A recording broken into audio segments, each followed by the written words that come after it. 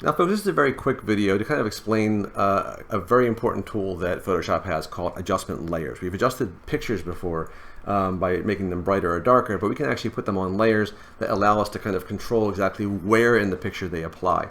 Now here's a picture we're starting with, and we're going to kind of make this look a little bit weird. I'm going to make it look like this, right? So very different colors kind of playing throughout. It's the same picture, but we're making some adjustments in terms of how the colors look, and we can kind of control where those adjustments are using a technique that we're going to be seeing in this little video here. So let's get started with taking this little landscape and doing some ridiculous color things to it. So the first thing I want to do, of course, is open up this image. So I just opened up Photoshop, went to File, Open, and I got this image. And what I want to be able to do, of course, is kind of like have different parts of this image look differently. Okay, so I want to talk again.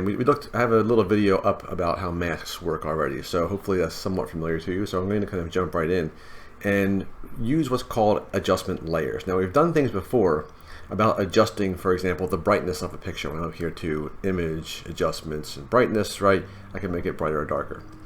But what I want to be able to do is kind of have those adjustments available to me separately, because once I do a brightness adjustment on here, it's gone, it's done, it's over, and I can't kind of like control where it goes. What I want to do is have these kinds of adjustments be on their own actual layer that I can kind of work with. I want to show you what I'm talking about. So let's come over here to my layer palette, and I want to change the hue, the color of one of these rows here. So I'm going to come over here to my layer palette, and instead of making a new layer, I'm going to go to this little black and white circle, not the mask, which is we've used before, but this little black and white circle, and hit this little button. And it's going to bring up a little menu. And these are basically different image adjustments, the same kind of ones we'd have up here, right? Pretty much the same ones you have here.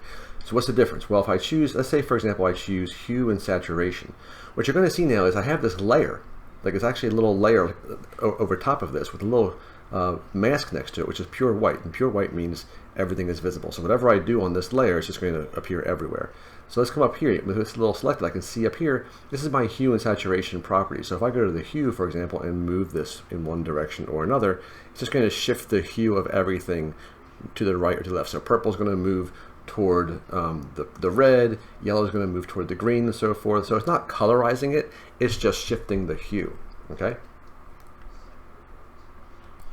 Okay, so I can move this little hue slider back and forth. I can change the saturation, make it more vibrant or less vibrant, like almost black and white.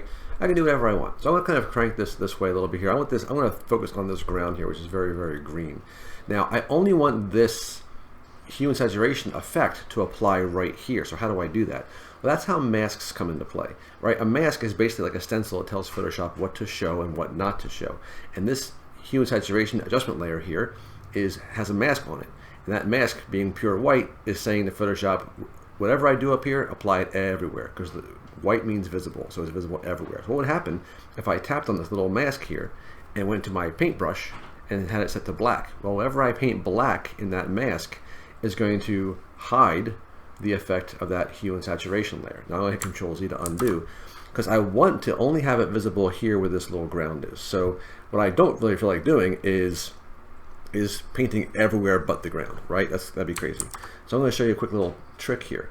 First thing I want to do, I do want to kind of like isolate this ground. So I'm actually, instead of painting everywhere but the ground, I'm just going to paint the ground.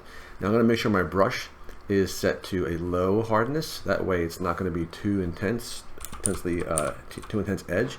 I'm going to come here and just lightly, my brush, just come in here and make my brush nice and small, and just kind of paint out the effect on that path. Okay, there we go. So I painted it out, like so. So how is this going to help, right? I want the path to be the only thing affected, not the only thing unaffected. But you can see here in my mask, if I hold down Alt and tap on it, it'll actually show me how it looks. I painted black in there, right? Now I'm going to tap back on the thing. So this is now currently hidden. So how do I make this reversed? Well, I simply need to invert this mask, make it so that everywhere around here is black and this is white. And you can invert any layer. If you just tap on it, hit Control I for invert, now you can see that mask has flipped, and now this ground is green. Okay, so we're going to do a little bit more of that same kind of stuff, and we're going to do that starting in the next video. That way we can kind of speed it up a little bit.